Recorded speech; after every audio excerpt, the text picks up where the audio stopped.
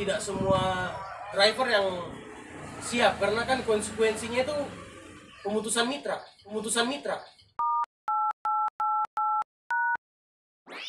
Muhammad Subhan, nah ini dia. Jadi teman-teman semua, sahabat mangga, kita akan bincang-bincang bagaimana sih menjadi seorang ojol itu dan apa suka duka jadi seorang ojek online itu. Bro, mungkin langsung saja yang pertama, awal mula kenapa sampai mau melakukan maksud saya profesi sebagai ojol ini. Ini mungkin sebelum kami jawab, mohon maaf, sebelum kami terjun ke ojol ini, profesi sebelumnya apa? Sales di Kayak apa ya? Toko pertanian. Nah, oke, sampai semua sahabat mangga.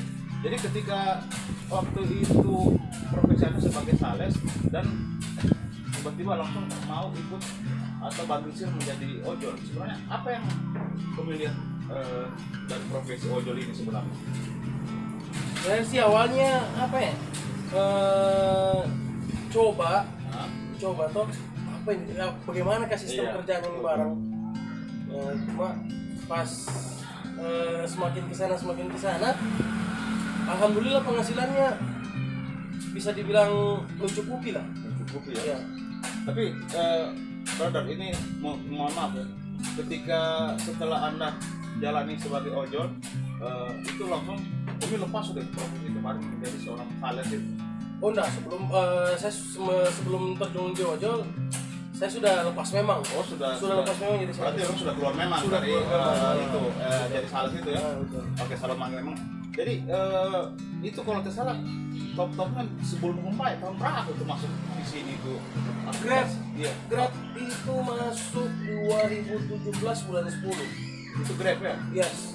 Berarti pada saat waktu masuk itu pas lihat, emang dasarnya sih sebenarnya kalau kita tidak bisa pungkiri ya, pasti melihat orang ini kayaknya lumayan, penghasilannya lumayan seperti yang Komi sampaikan tadi, mencukupi lah. Yes. Karena memang banyak juga sebenarnya teman-teman saya yang profesi sebagai pegawai, tapi memang masih mau Cari sampingan. iya, sampingan untuk menjadi ojol ini sebenarnya. Berarti memang kita tidak bisa pungkiri penghasilannya luar biasa lah juga ya. Luar biasa sih, iya. Tidak juga. Biasa. Paling tidak alhamdulillah mencukupi lah ya. Seperti itu ya, sahabat mangga. Memang ini tadi yang disampaikan oleh brother saya Wawan, memang profesi ojol itu ya intinya memang penghasilan mencukupi lah seperti itu. Jadi itu kan saya lanjut ini. Pas kalau mungkin pasti ada suka duka lah menjadi seorang ojol ini ya. Pasti. Itu kan biasa ada yang bilang ketika ada orderan terus di cancel. Nah itu sebenarnya kalau hal-hal kayak begitu menyikapinya bagaimana? Artinya ya biasa lah atau bagaimana kayak Komi? Kalau saya pribadi sih, kalau untuk di cancel itu biasa sakit.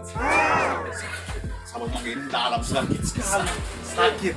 Ini jawaban dari hati, memang sakit ya. Habis Pak. Apalagi pas kita terima orderannya itu, kita jalan ke titik penjemputan, sampai di titik penjemputan dibatalkan, sakit. Sakit nih sahabat mangga. Memang intinya memang sakit. Asli sakit. Itu mungkin mengalahkan sakit hati kalau diputuskan. Sakit gigi. Sakit gigi ya, itu luar dia. biasa. Kena. Nice.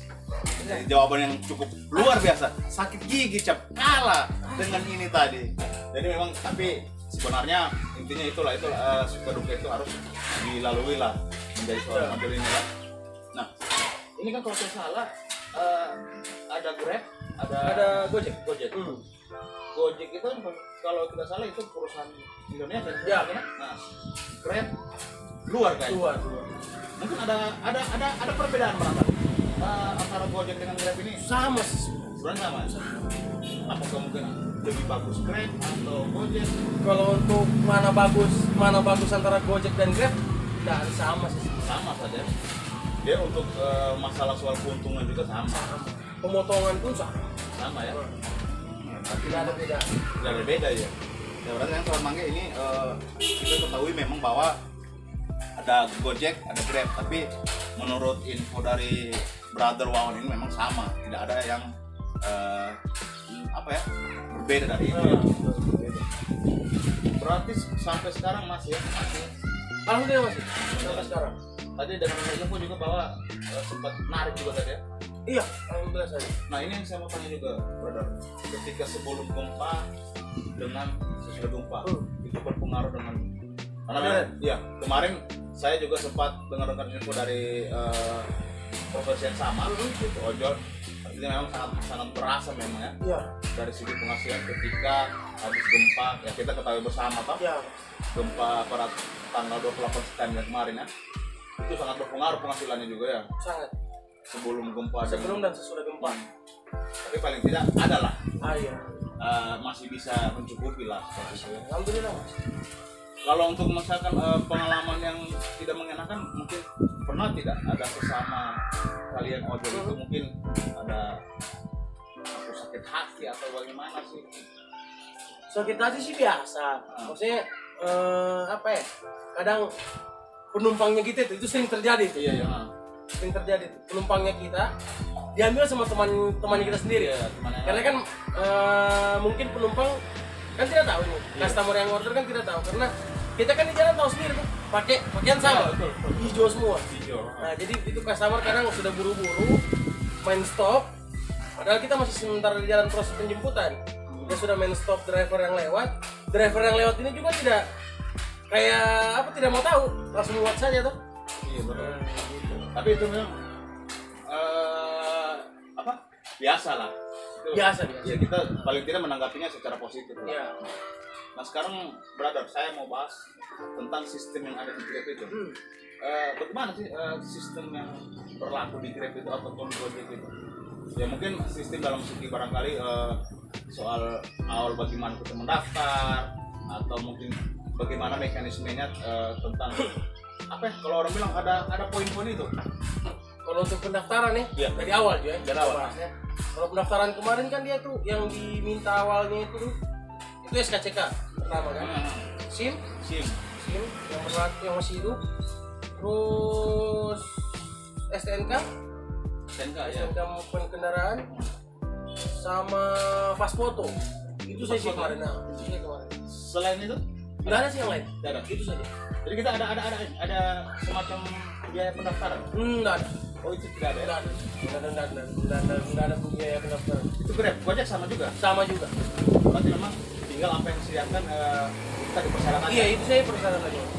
Nah untuk kalau masalah ini, saya kan jujur tuh kan, saya masih banyak kurang tahu soal ini kan, sistem yang ada di Grab maupun Gojek kan. Ada kan cuman sempat dengar info ada yang bilang kejar bintang. Oh iya betul. Nah itu apakah memang untuk keuntungan untuk kita atau mungkin itu 50-50 ke perusahaan berapa kita berapa? Oke, kalau untuk itu sih sebenarnya kita di Grabnya, saya jawab Grabnya saja ya. Karena saya sekarang sampai sekarang masih jalan Grab. Kalau untuk Grab sendiri itu dia pemotongannya 20% dari tarif. Nah itu tarif contoh tarifnya itu 10.000. Nah, jadi pihak aplikator yang di sini kita sebut Grab itu ngambilnya 2.000, 20%-nya. 20% ya? Oh berarti dari 10.000 tadi? Nah dari 10.000 tadi dipotong 20%. 2.000 ke pihak aplikator, 8.000-nya ke kita. Nah sekarang, karena kemarin saya sempat dengar juga itu banyak yang offline begitulah, kayak begitu. Jadi dia tidak jalankan dia punya aplikasi, dapat penumpang. Jadi itu mungkin tinggal pengaturannya dengan penumpang barangkali. Terus biasanya itu pengantaran jarak jauh. Oh seperti itu. Iya, biasanya. Itu pun tidak semua driver yang siap karena kan konsekuensinya itu pemutusan mitra. Nah itu efeknya di situ kan. Iya. Nah makanya saya bilang kalau misalnya ketahuan kan dari aplikator ini kan seperti itu. Konsekuensi terbesarnya itu pemutusan mitra. Nah, ketika kalau sudah pemutusan seperti itu, aplikasinya kita nggak bisa dibuka lagi. Tapi apabila kita mau lagi kembali ini, sahabat Bang, sorry, jadi memang ini ada sedikit gangguan, ini sedikit trouble dia karena mungkin keasikan melihat bincang-bincang saya. Jadi melamun Rajal, melamun jatuh sendiri rapi. Oke, kita lanjut dulu.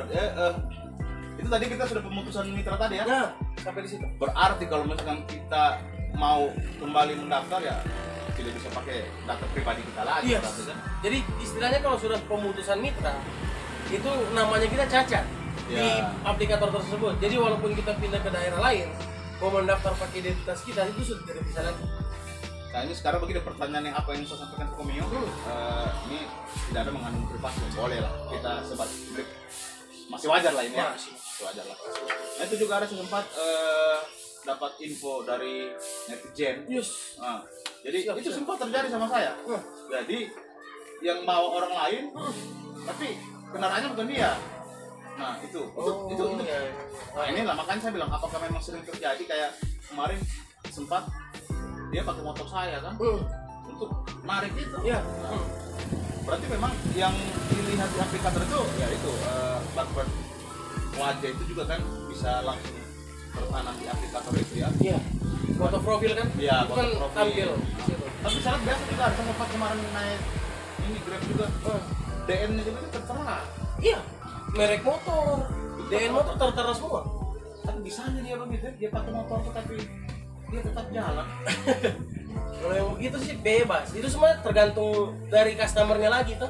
Iya. Jadi kalau customernya merasa keberatan, pasti dia komen di setelah pengantaran kan ada kolom komentar. Nah di situ dia komen. Nah, berarti itu berpengaruh ya itu yang di bintang itu ya itu tadi ya. Nah saya mau bocoran kalau misalkan ini brother turun jam 8 pagi. Yes. Pulang taruhlah jam 9 malam. Kisaran rata-rata pendapatan. Jam 8 iya oke. Jam 8 pagi sampai jam 9 malam. Masalahnya saya tidak pernah keluar selama itu, Bang. Ini artinya kita berarti sebelum gempa kemarin tidak pernah narik dari jam 8 pagi sampai malam tidak pernah. Terus maksimal paling lama? Saya tuh biasa kerjanya 8 sampai mentoknya 10 jam. Jam 8 berarti ya paling jam 5, jam 4 pulang sore. Oke. Kisaran pendapatan? Ini kita bahas pasca gempa sebelum gempa. Sebelum gempa. Per hari. Pastinya per hari. Itu sebelum gempa bisa dapat 250-an. Ya sahabat Mang ini itu sebelum gempa ya? Sebelum gempa. Ya. Jadi memang ini sudah bisa kita dengar sendiri penghasilan dari ojol ini ya luar biasa lah. Satu hari 200.000. Kalau dikali 1 bulan banyak lah pokoknya. 200.000 kali 30 banyak. 6 juta sekitar 6 juta. Itu kotor loh. Hah? Masih kotor loh. Itu kotor. Ya, karena pasti ada biaya susu. Susu. Oh, bukan susu. Susu. Bukan. Biaya susu itu namanya apa? Susut. Iya, susunya namanya motor. Oli. Nah, iya, bensin pasti. Ban. Kampas rem. Iya. Itu kan dihitung semua. Iya betul. Memang itulah. Jadi itu biaya kotornya 200.000 karena memang ya kita bisa tahu juga kan untuk bensin itu tadi kan bannya, oli. Nah, berarti kalau bersihnya di bawah 200 lah. Ya. Kan? Nah sekarang setelah pasca gempa. Iya. Pasca gempa itu kalau kita pukul rata-rata kadang rame sih. Kalau kita pukul rata-rata paling tinggal 120-an, 130-an. Itu kotor. Iya. Berarti bersihnya bisa 100 lah. Iya. Minimal 100. Ya masih sangat ini loh. Sekarang saya mau tanya juga brother. Sistem poin itu yang ada di Grab. Bagaimana itu? Dia berlian. Hah? Diamond. Ya, ada lah. Pokoknya Komio lebih tahu. Yes. Apa diamond, apa silver, apa. Oke, siap. Iya. Bagaimana sistem itu? Jadi penjelasannya gini, Ya. itu satu penumpang itu kita dapat untuk yang sekarang itu 7. Misalkan Itu 7 poin. 7 poin. 7 poin. Nah, 7 poin itu satu penumpang. Satu pengantaran barang. Nah, 8 poin. Nah, 8 poin. Saya potong dulu. Nah, Tadi kami bilang satu penumpang 7 poin. Nah, bagaimana kita bisa menentukan satu penumpang itu dapat 7 poin? Paling tidak, apalah yang di situ? Ada mungkin perorderan. memang itu sudah paten. Misalkan yang begini, pasti kan dasarnya ada kayak misalkan seperti yang kami sampaikan tadi, satu penumpang 7. Berarti memang itu paten ketika kita dapat satu penumpang langsung dapat 7 poin. Kalau barang 8 poin. Berarti kalau misalkan ini contoh, misalkan 2 penumpang 14 poin. Oh begitu, berarti memang sahabat Mangge itu dia untuk poin per satu penumpang dia dapat 7 poin. Iya. Nah, 7 poin itu kalau misalkan dihargai per rupiah ada 700 rupiah, berarti satu poin 100. Yes. Itulah sahabat manggil. Jadi itu mungkin untuk satu poin dia dihargai oleh aplikator 100 rupiah ya. 100 rupiah untuk yang sekarang. Nah tadi juga disampaikan Brother Wawan kalau untuk pengantaran barang dia masuk 8 poin ya. Oh iya. Mungkin sahabat mangga ya ini kayaknya cukup jelas apa yang disampaikan oleh Brother Wawan ini, dia profesinya ojol. Nah mungkin saya sih kayaknya tertarik sih.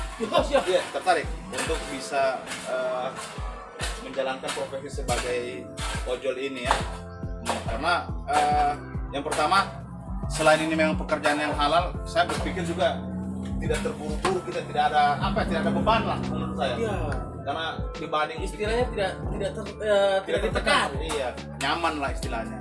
Pendapatan ya artinya mencukupi, tuntutan kerja tidak ada, santai seperti itu ya. Oke, sahabat Manggis semua mungkin barangkali cukup jelas info dari Brother Wawan. Sekali lagi terima kasih atas waktunya. Sudah mau berbagi tentang Grab ini dan Gojek. Mungkin sebelum saya tutup, saya ingatkan buat teman-teman sahabat Mangge tetap dukung channel Mangge Halido dengan cara like sebanyak-banyaknya, subscribe sebanyak-banyaknya. Mungkin apabila ada komentar silahkan langsung tulis di kolom komentar. Assalamualaikum warahmatullahi wabarakatuh.